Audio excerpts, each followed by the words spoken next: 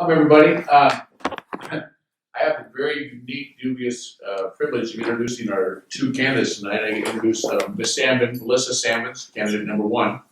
The ironic part for me is both of them have worked for me before, so that shows how crazy they both are. They want to come try to do it again. So I've been very fortunate. We got two great candidates. So without any further ado, we have a lot of material. Please welcome to me Ms. Melissa Salmon. And notice she took out her hat.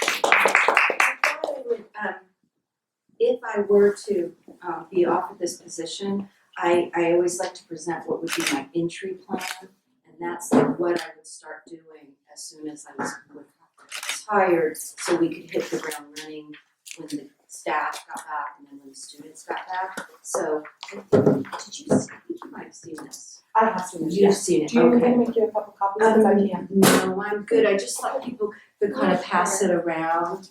Yeah.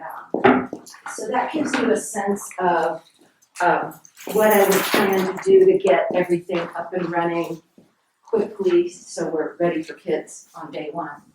And then our first question is, tell us about yourself and what you would do to be a successful leader. You've already given the plan, so tell us about yourself and why you're applying for Lakeview. Well, I have a lot of experience in different size school districts. I've been in a suburban district, Russian Barlow, an urban district. I was in middle school, kind of gone back and forth. I have middle and high school experience. Middle school in Portland, a big high school in Gresham Barlow, 2,000 students. A high school in Oregon Trail, 1,500 students, and then went to work with Michael for a while, so I've experience with the junior, senior high school model. The kids are together, and then now I'm currently principal at Hamilton High School. So I've been in a lot of different kinds of communities and sizes. As far as what I would do to be a successful leader, I like moving change in a way that works. I like challenges. Listening to staff talk throughout the day today, I was hearing some themes of components of the school that need to be addressed. One is accountability. Two was just retaining people, mentoring staff, hanging on to them, supporting them, keeping them here. The other was connecting the staff. They felt kind of fragmented. They said they didn't get a lot of department time and PD time. So kind of bringing them all together in a professional collaborative team. I was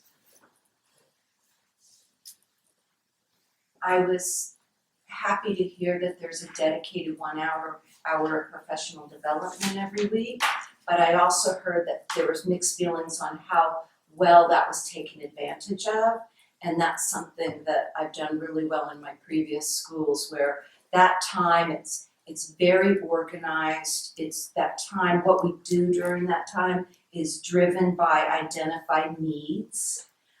And so, just that organization, that where some activities will be prescribed by me because but staff will also weigh in on how we use that time in a meaningful way.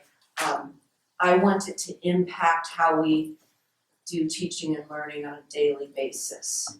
So that would be, there would be a professional development schedule that went out early, could be adjusted as needed because things change along the way. It'd be a working document, but it would be driven by what we believe our students and our staff need.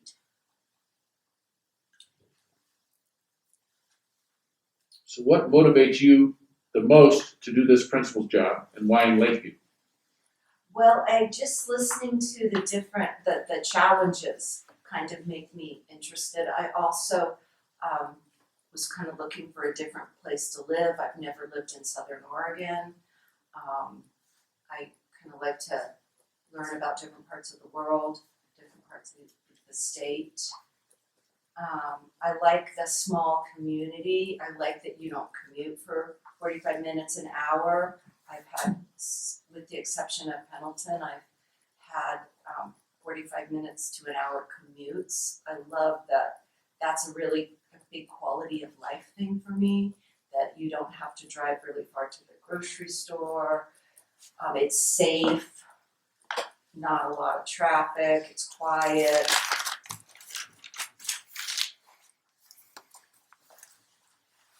So how would you go about building relationships of trust and collaboration with staff, parents, and students? Well, I would start with just getting to know people. In my entry plan, you'll notice that I start with focus groups. And the purpose of the focus groups is to meet with kids, to meet with staff, and to meet with parents and other community members to find out what they think are, what are the strengths, but what are the things we have to work on. And I don't decide that. I want to learn from the people who have been here longer than me to decide what are our top priorities for this year. And then our action plan and our professional development and everything we do is driven by that. With the end result, of course, of raising student achievement, improving instruction. We can open it up to the community for questions. I wanted to add to that, I as far as getting to know people and building relationships, I really believe in being visible around the building all day. I'm in the hallways, I'm in classrooms, I'm talking to kids, talking to staff, and I have just a very open leadership style where I listen a lot and learn from people and troubleshoot ideas with people and solutions and that kind of thing, and students included. So community questions?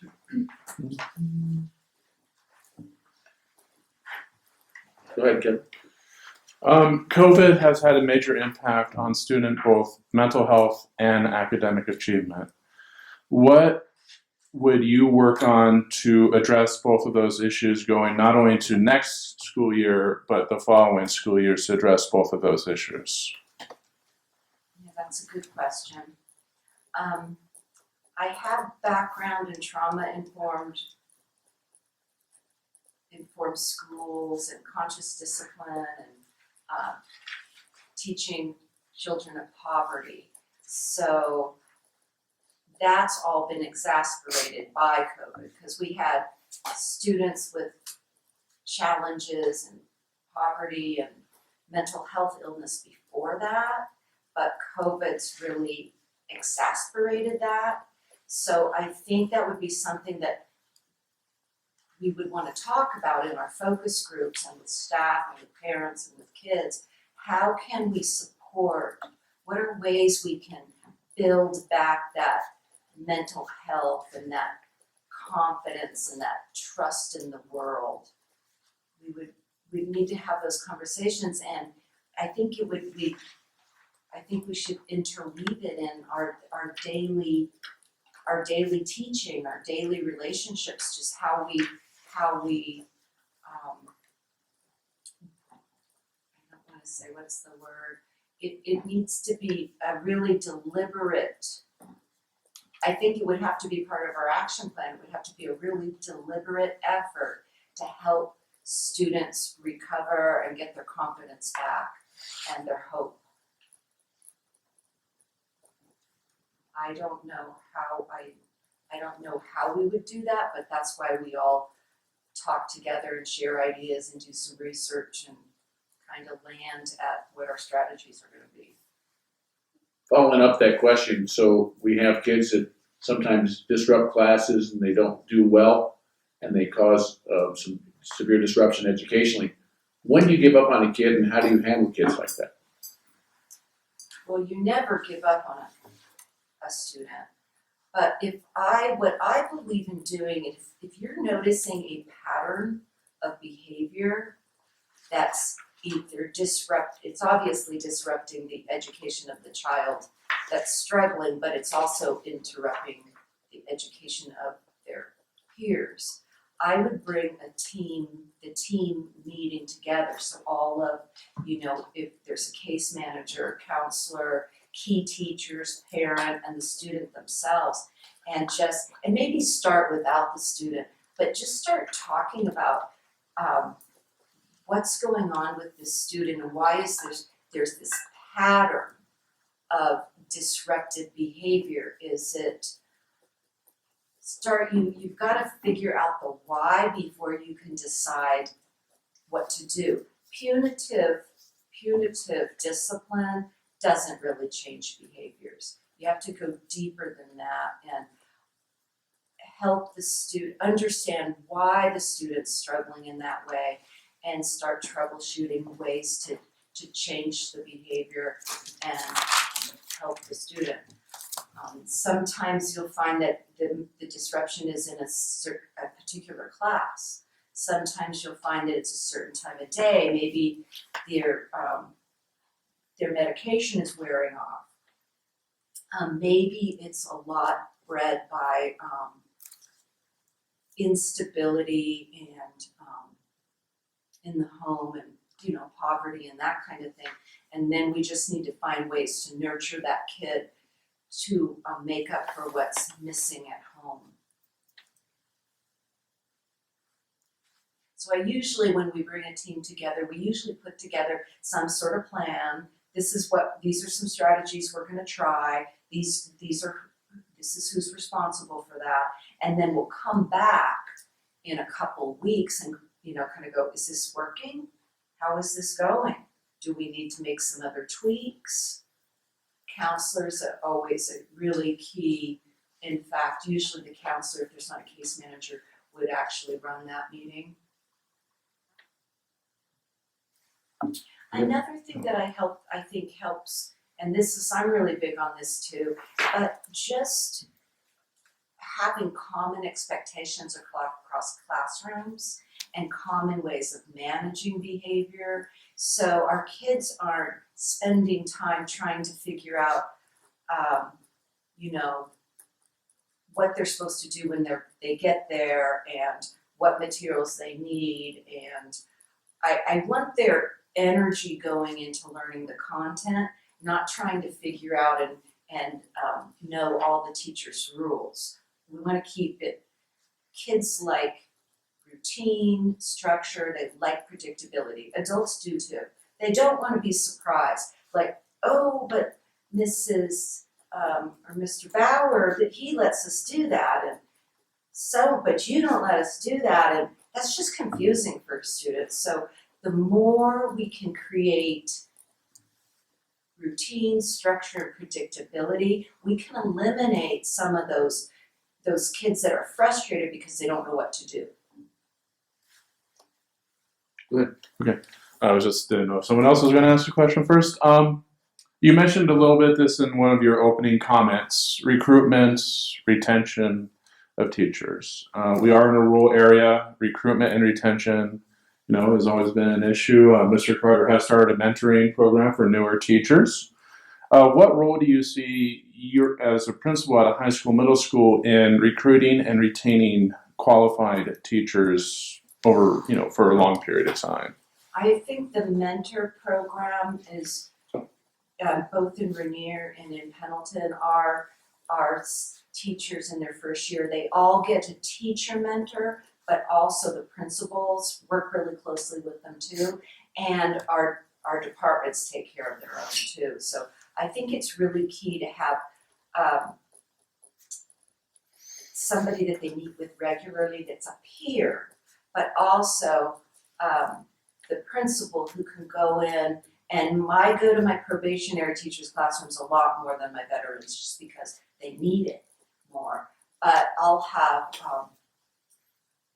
they get really comfortable with me being there and give a lot of helpful, meaningful, non-judgmental feedback, and just help them kind of keep moving along and developing their skills.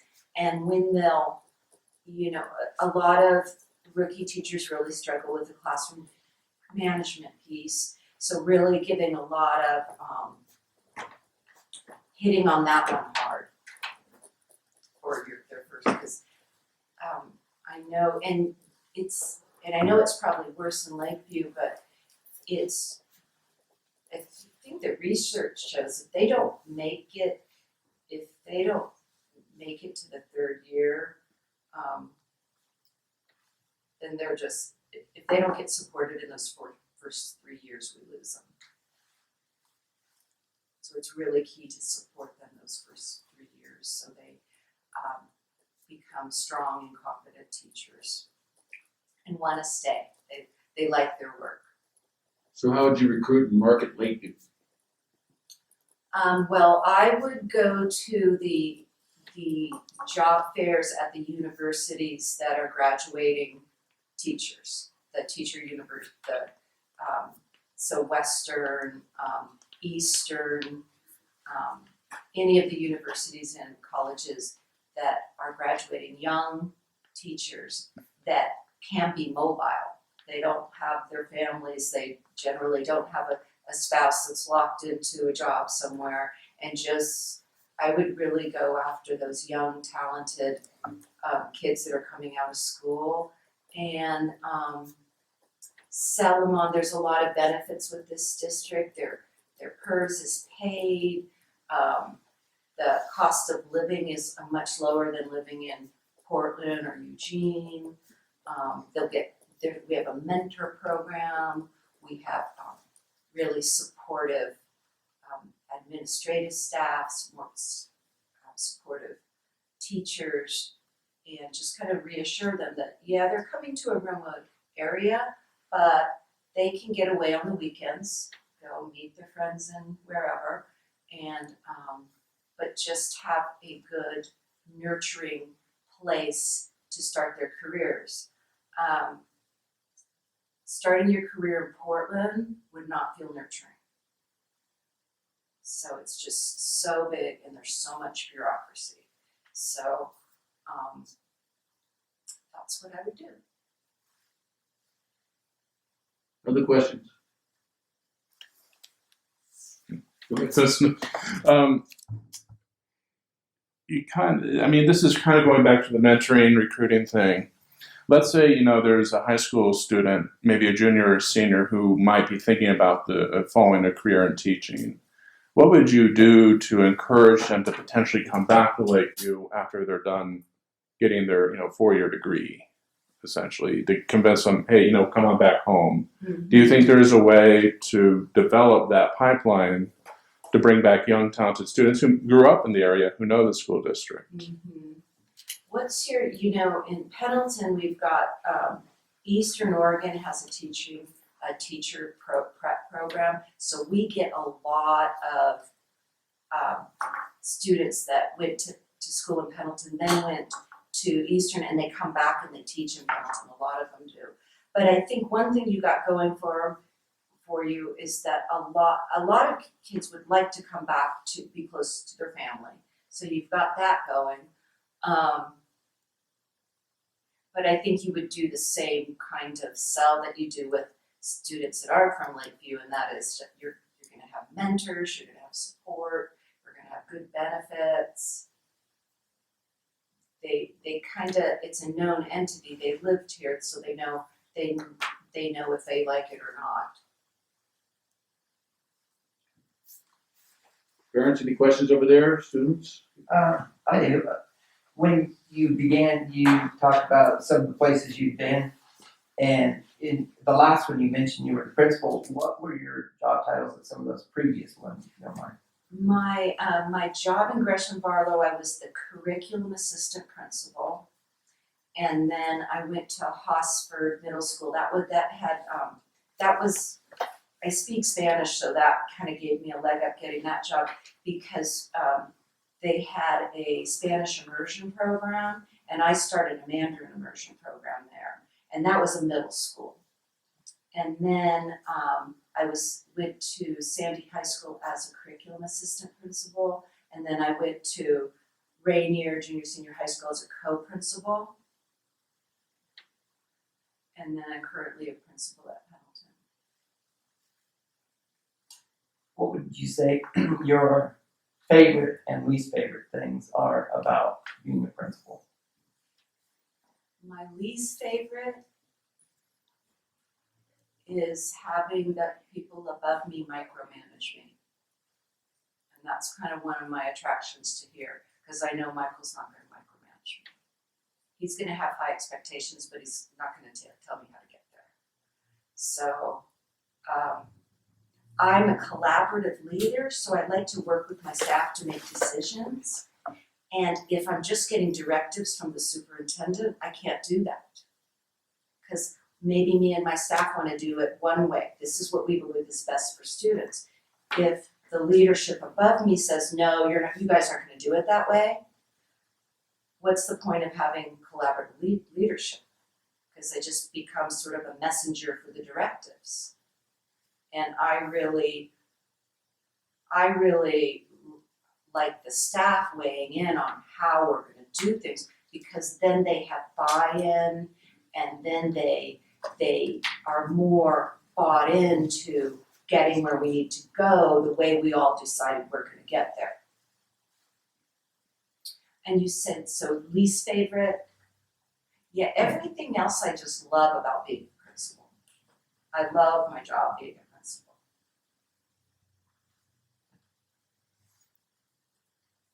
Before you were like, these curriculum principal positions, were you like a teacher in the classroom for a while? Mm-hmm. Yeah, I was a teacher. I taught history and Spanish. And I love teaching.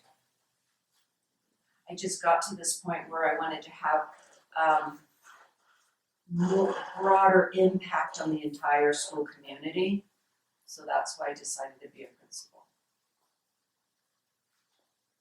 Because you can rock it in your classroom and be a master teacher, but you don't have impact on what else is going on. So you've worked in both urban and rural areas. Why a rural area now? Well, like I mentioned earlier, I just feel like not being in a big place and being in a quiet place without traffic and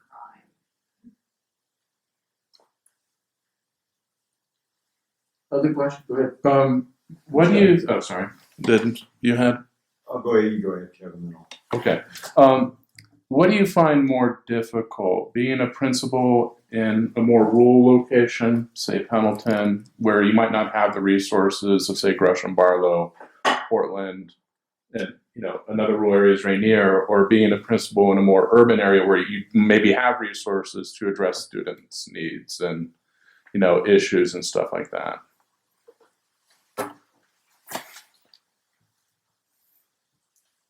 Well, it might seem like you have more resources, but there's more bureaucracy to get those resources too, more red tape. I don't know that one's necessarily harder or more difficult than the other. They're just really different. In a larger school, you're supervising a lot more kids. At Gresham Barlow, we had gun issue, gang issues. We had some tough stuff like that with a big school. So, I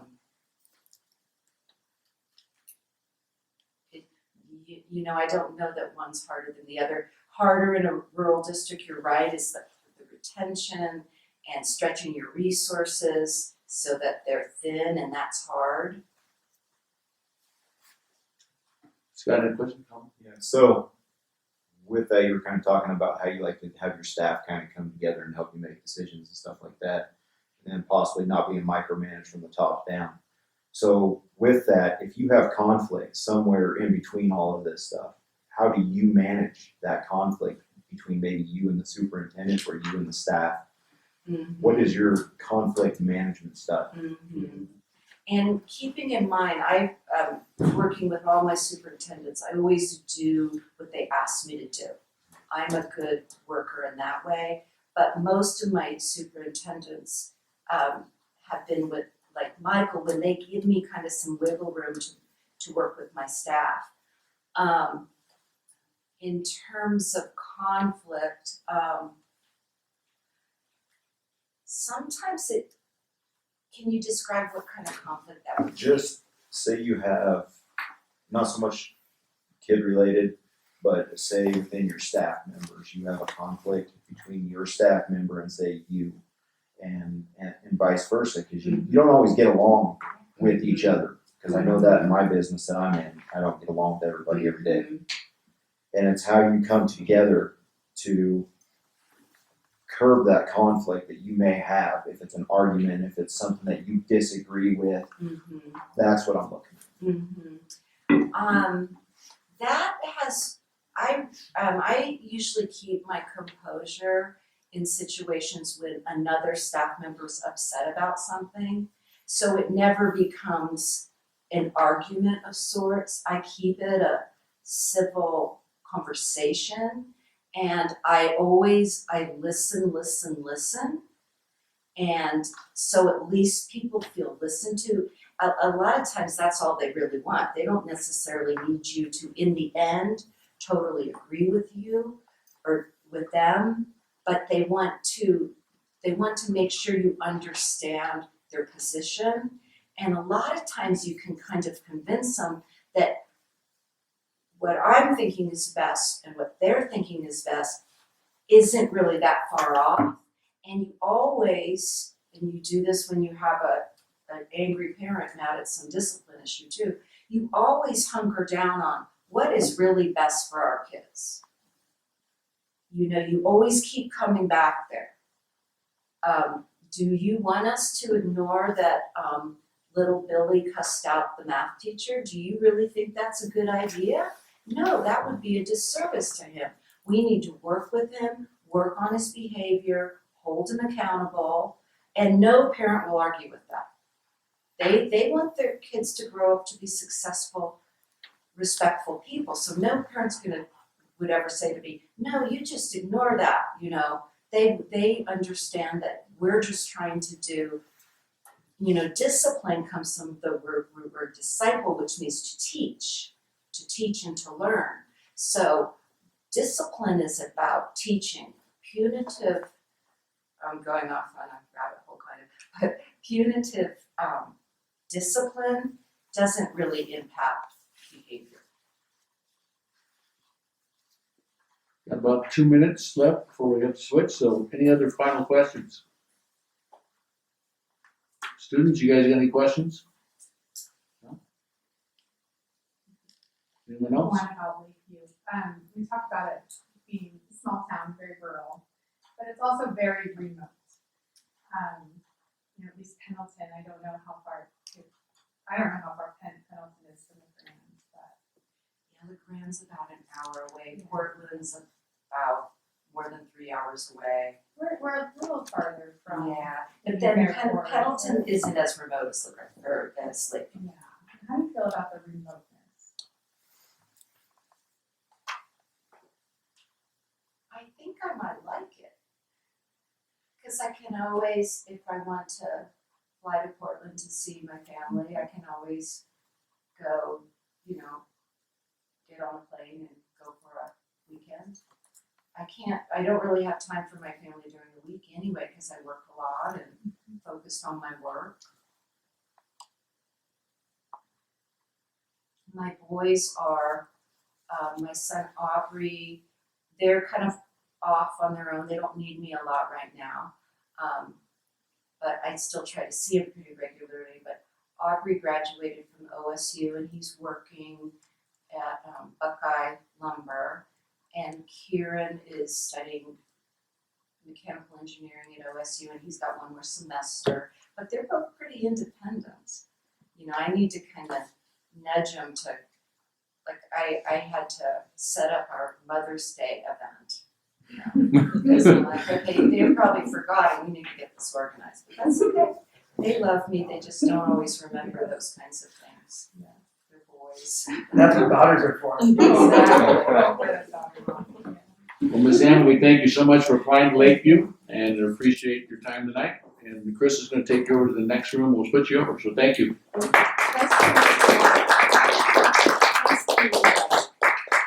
So, we're out of time, so greetings everyone, camera's right there. So, again, I mentioned to you earlier that I have the opportunity to, very unusual for a superintendent to be able to have worked with two fine candidates and watch their careers develop, and everything has been great. So I'm fortunate enough to introduce our second candidate, I won't take much time from him, a very talented administrator, and please welcome with me Mr. Greg O'Mara. And the first question there is tell us about yourself and why would you want to work in Lakeview, Oregon? All right, and I'll be quick. Currently, I am one of 3 directors of student services for the Hillsborough School District. I'm in my second year in that role. Prior to that role, I was 5 years director for options program for the district, which encompasses a wide array of positions within our district, from being the principal at the alternative high school to overseeing early college opportunities, in which our juniors and seniors could access Portland Community College to attend and get further AA degree alongside their high school, as well as supervising GED programs and a few other programs. So primarily it was focused on at-risk students, but I did have opportunity to oversee early college opportunities as well. Prior to that, I was 9 years principal at Liberty High School, which is Hillsborough's newest high school. I had an opportunity to open that high school as an assistant principal for 2 years and then transitioned into the high school. My teaching career was focused on working with students with special needs. So I'm a special education teacher, as well as I taught at an alternative high school. So I've always worked with students that I guess you could say were at risk of being successful in a comprehensive high school and figuring out how to get them a high school diploma, which was super enjoyable. What would make me a successful leader at Lakeview and daily? I think this really comes down to, and I know we'll have a little bit of crossover on the other questions, but it's really for me about spending that first year in this role as a listener. That's listening to the staff and their concerns and their hopes and their dreams and their wants, listening to the students about what they see is working in the school district and where we can improve, and doing the same with community and doing that in a variety of ways, whether it's in formal settings like this one, or whether it's in formal settings like activities or athletic events or in the community events, whether that's church or I guess the Color Fun Run that happened this past weekend. But just spending that first opportunity listening. I'm not somebody who comes in and would make a great deal of change without really understanding where the community was or is and really where they see the school going. What motivates you the most to do this principal's job? So I think what this really does is kind of get to the root of why would somebody who's living in a fairly urban setting want to come to a fairly rural setting?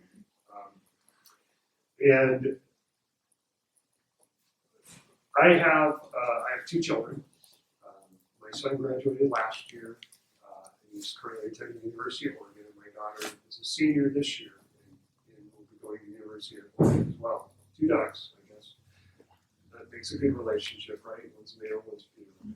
Regardless of that, I promised them, and my wife promised them that, of course, they would have access to the same school district their entire career, and we kept that promise. We didn't want to move and have them move schools, even though the community we lived in has changed substantially over the last 18 or 19 years. And like I told the last group, whether it's this summer, we relocate somewhere, or whether it's next summer, whenever that time comes, we will leave the Portland metropolitan area and we will live somewhere else. And whether that's Lakeview, I don't know. Like, it's going to depend a little bit on the decisions that the committee makes, but you know, we're ready to seek something different. And we both grew up in. At the time we grew up, it was a fairly rural dairy community. I know Southern California doesn't sound like it's a rural community, but Chino, California was primarily dairies when I lived there, and the state penitentiary. They do a lot of similarities. It's like we prison here. So I'm very familiar with communities that are rural and committed to each other and support each other and hardworking. You know, the two industries in Chino, dairy and prison, right? I mean, that was it.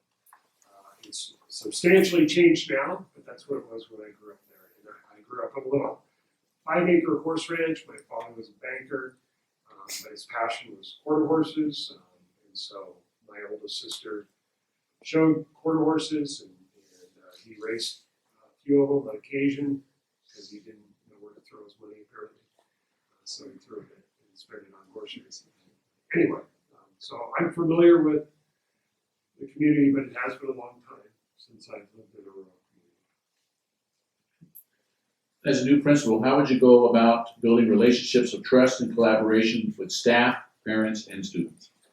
I talked about it a little bit early on, and I think critically for me in that year one is really having the one-to-one conversations with all staff, not just teachers, classified staff, your custodians, your superintendent, and really understanding. I mean, I've heard a lot in the past 12 hours, 10 hours, about what they feel are some of the challenges, teacher retention, maybe some consistency around discipline. But those are surface conversations, right? We really need to dig into, why we believe there's potentially inconsistency with discipline and what that really looks like and how to move forward with that. On teacher retention, what does it look like? What are the retention rates? I mean, I can read a little bit about it in the Oregon report card, but it doesn't tell the whole story, right? And so kind of digging into those conversations with the staff. Love to have the conversations with the students. We talked a lot about, do I have an understanding of AVID and PBIS? And I do.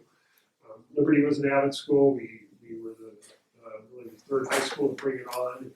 I was a part of the inception of AVID on our school site. But PBS looks substantially different at the high school than it does the elementary school. And so really to engage the students in what they expect out of a positive behavioral system is critical, because as an adult, I don't know what's going to motivate necessarily a 14 or 15-year-old to change a behavior, whether it's absenteeism or misbehaving in a classroom. We got to have those conversations with the kids and see what works for them, and then see if they can work within our system, right? I mean, there's give and take in every system, and so you're not just going to say, oh, well, this is, all the students want X, Y, and Z, and it's even leaving early and coming late and having longer lunches, and there's some things you're not going to do, but you want to engage them in the conversation. And then as far as the parents go, again, come back to the informal conversations you're going to have at the community events. Those are critical. I think sometimes in highly structured events like this, it becomes me talking to you and you guys listening and never really entering into any type of conversation. And so when it's informal at the wrestling match or wherever it may be, it's more of a two-way conversation and I get more from it. Okay, thank you. So now open it up to community questions.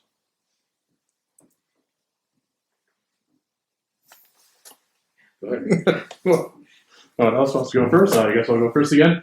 COVID has had a major impact on students' mental health and academic achievement over the past year and a half. How can we, you as a principal, work to bring that back up? You know, both dealing with mental health issues and bringing back academic achievement to where it was before COVID really impacted school systems. Yeah, that's a great question, and it's funny because well, in public education, we certainly enjoy the influx of money that's come in from the federal government to fix these issues. They're not going to be remedied in the same 12 to 16 months that we've been in COVID, right? These are long-term interventions and systems that need to be put in place to bring our kids back up to speed. And so, what does it look like?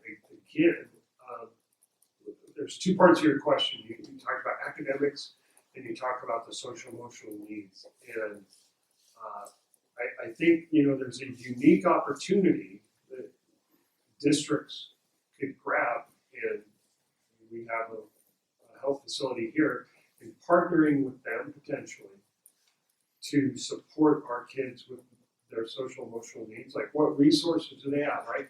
I'm not a social worker, I'm not a clinical psychologist. I want a professional, right, to work with the kids that need that support. And so how do we partner with organizations like our hospital and our clinics to provide those services?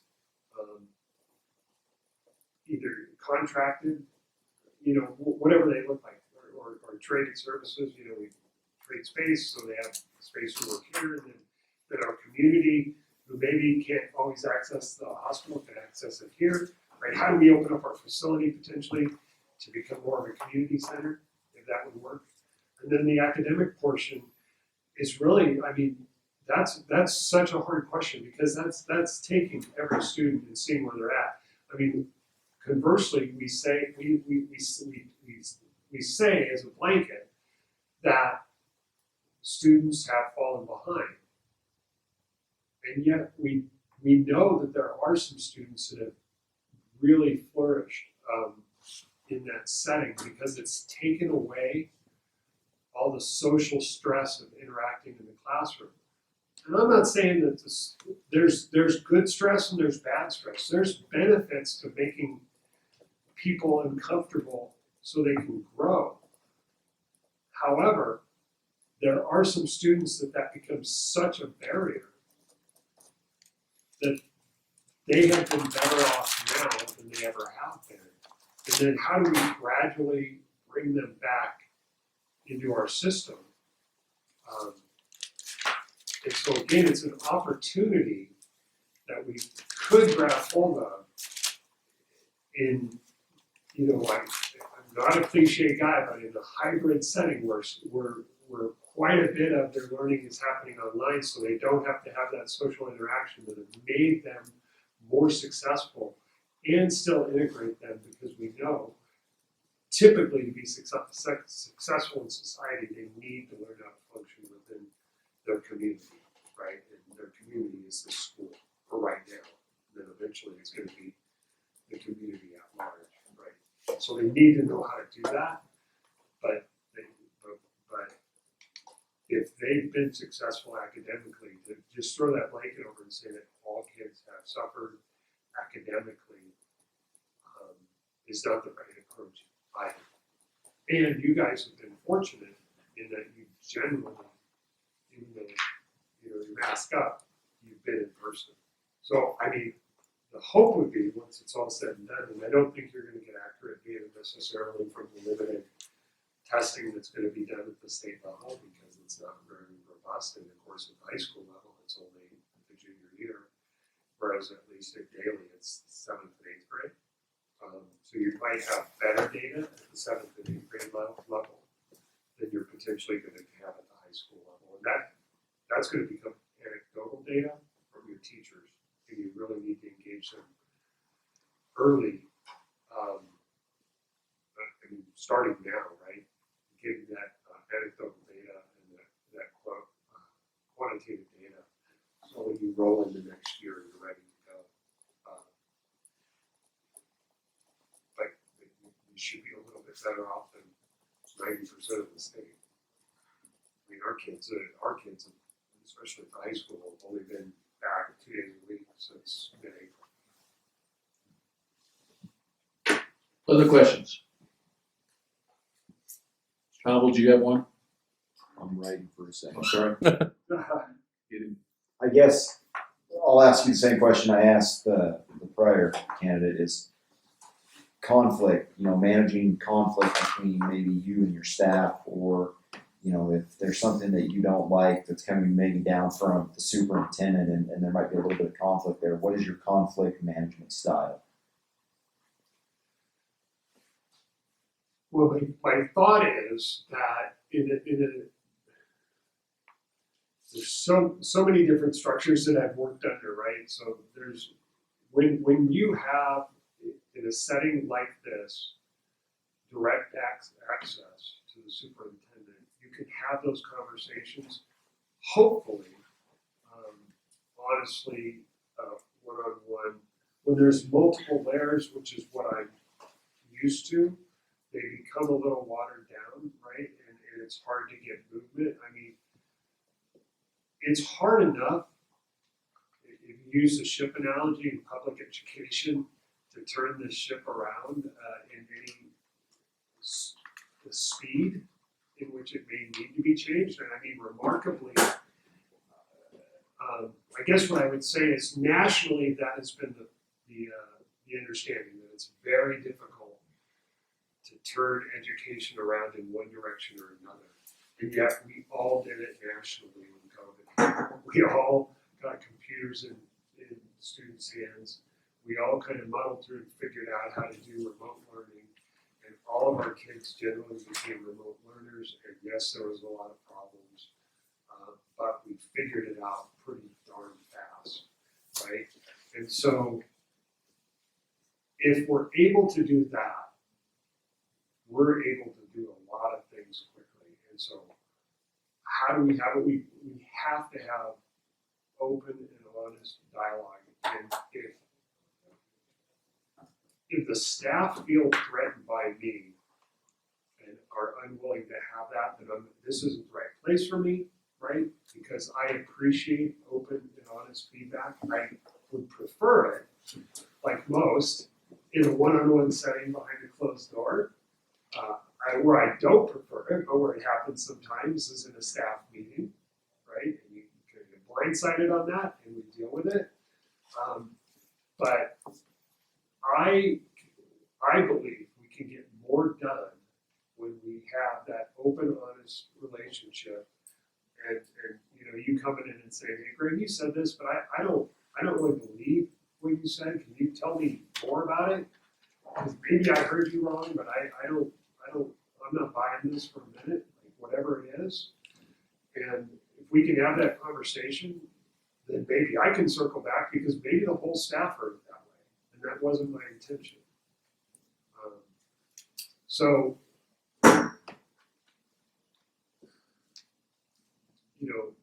me being able to go into his office and have a conversation with him and say, "Hey, this isn't working," and us trying to figure it out, and him knowing that I'm not pointing the finger and saying it's you because the reason it's not working, it's just not working.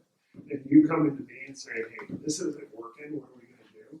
If we can't have those relationships, then whatever needs to be improved at Daly and Lakeview isn't going to improve. Bottom line, it's not gonna improve.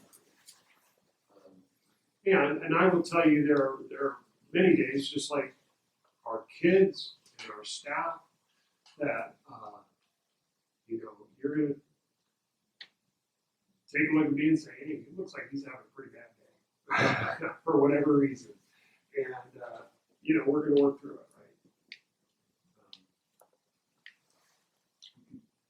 Other questions? So, recruit. I'm going to ask the same question I asked you the previous candidate as well. Recruitment and retention. What do you see your role as principal here at Daly Middle School, Lakeview High School in recruiting, retaining, and mentoring new teachers? Yeah, that's come up in every interview today, and so obviously, I mean, it's a huge issue for this community. I have thoughts. I have the way I mentored new teachers and helped retain them. I think that right now there's a similar dilemma in our community as in Lakeview community, but for opposite reasons, right? The housing market in where I am is so ridiculous that a new teacher, I don't know where they're gonna live. And then the housing market here is so thin, I don't know where you're gonna live, right? So there's similar issues, but the bottom line is if you take that away, if that's not an issue, right? You have to bring on that new staff, and you have to include the veteran staff, and you have to open up the dialogue early on what the culture is in this school, in this setting, and preferably at the interview, right? You really hammer home about what the culture is. I mean, and that's what's been happening all day, which is so wonderful, right? Do these two candidates really understand the culture of our community? And then you connect them with a mentor that they feel comfortable with, not one that I've assigned, one that they've come to me with and said, hey, Greg, I really think that Michael guy is the guy that I connect with most.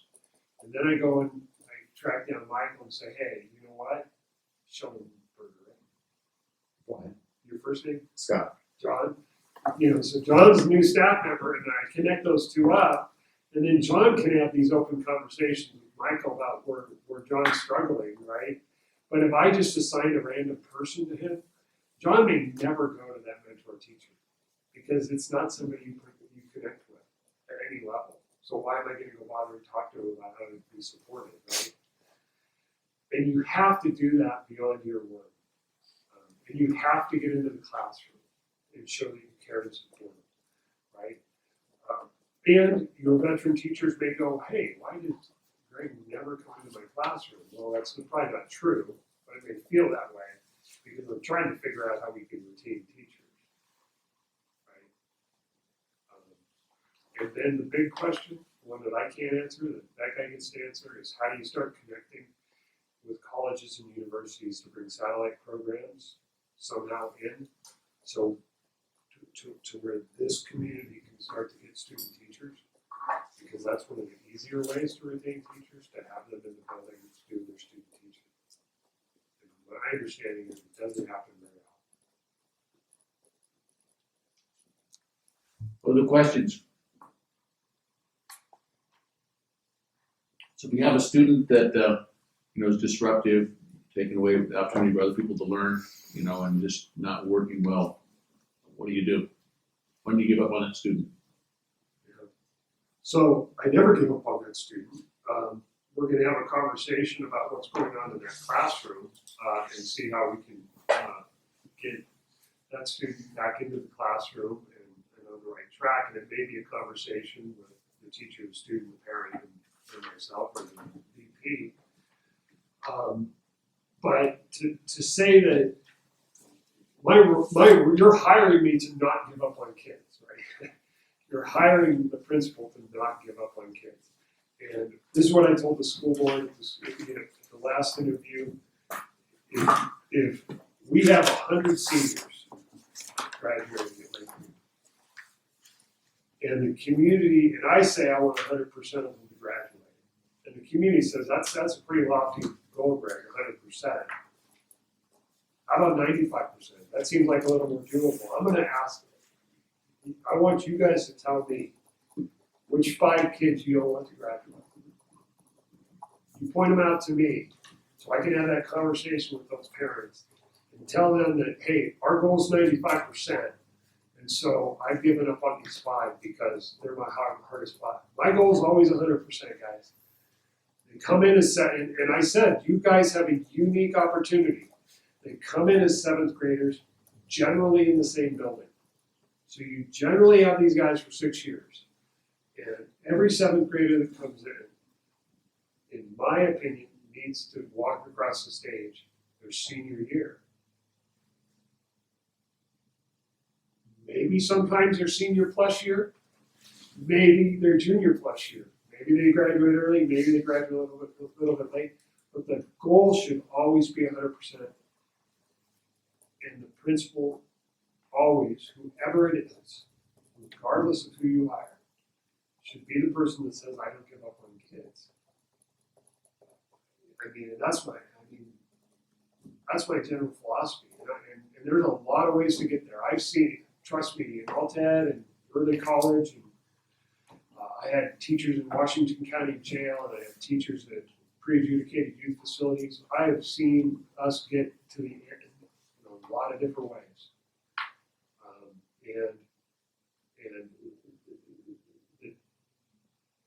It's not like the good old days, right?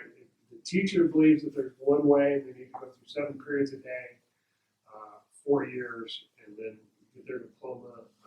That's going to work for a lot. I think what was it, about 84%, 83%, somewhere in there on your report card. So that, if we take that fictitious 100, that worked for 84, it didn't work for 16. We didn't have teachers. And so my job would have been to figure out how we could get the 16. Time for one more big question.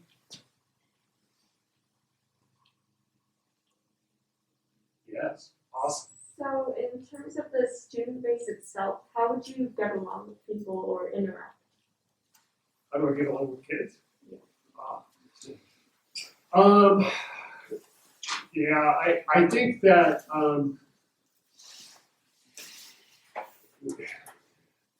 the easy answer is sometimes you need to be that kid yourself, and I think early on you need to put yourself at risk. And I'm not a great risk taker by any means, but I feel like sometimes at the student assemblies or whatnot, when kids can see that you care about them and you're willing to put yourself out, and whether that's I've done a lot of different things, the pie in the face, the silly dances at half times, judging events, student events. I mean, it's just having conversations. And again, I told this also to the last group, is that the principal sometimes is a little bit different position than the vice principal and the dean of students, or somebody that's always doing the discipline, and that I have an opportunity to kind of step away from being bad guy. If there is a bad guy, there's no bad guys here, and just have conversations with kids, and there's a lot of things I love to do. I could live in the wood shop, right? And I went through the welding room. I don't know how to weld. And I'm like, God, I'd love to learn how to weld. Like, so, kind of enmeshing myself into that. At the alternative school, the last 3 years, I taught a class with our school resource officer. We taught a weightlifting class. And it wasn't something I had to do. We didn't need the credit. It wasn't about credit, but it was about getting to know some of our most impacted kids in our community. And the school resource officer wanted to find a different way to connect than just walking into the building with a sidearm and his uniform. And so we collaborated, worked with the police department. The police department, because of risk factors, didn't want him to be the teacher, so I became the teacher of record, and he and I taught the class together. And it was the best thing ever, right? I mean, because the kids didn't see me necessarily as a principal; they saw me as a teacher. And the other example I give is I remember like a girl in our GED program who was just getting ready to test out for tests to pass the GED, and she was just almost done. And we always celebrated every kid that passed the GED. And I walked into the classroom, and the teacher said, "Hey, boss man." She looked at me and she goes, "Why do you call you boss man?" And I said, "Well, I'm the principal." She goes, "You're the principal?" The principal. She goes, you talk to me like almost every day. Yeah, I talk to you almost every day. She goes, "Nobody's ever talked to me." She goes, "I've never had a principal talk to me." anyway. You know, I don't need to announce myself as a principal, I just wanna have a conversation, right? And I just wanna, you know, celebrate her success. And, you know, I think it's a mixed message, yes, I think when it comes into Daly or Lakeview, I think it's important that people know who the principal is, but it's like, need to be seen as the principal.